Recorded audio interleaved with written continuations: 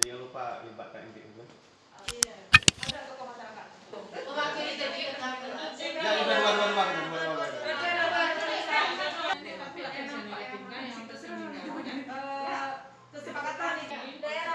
Sederalun kalangan tenaga kesehatan dari seluruh puskesmas di jajaran Dinas Kesehatan Nagan Raya dilatih menjadi vaksinator COVID-19. Pelatihan diselenggarakan 4 hari yang dilakukan melalui video conference yang terpusat di gedung PSC. Mereka yang menjadi peserta adalah dokter, bidan, serta perawat.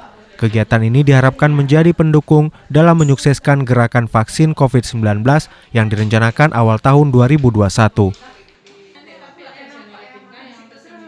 Tenaga kesehatan yang telah mengikuti pembekalan vaksin COVID-19 ini nantinya akan melakukan sosialisasi kepada masyarakat. Melakukan pelatihan untuk memvaksinasi COVID-19.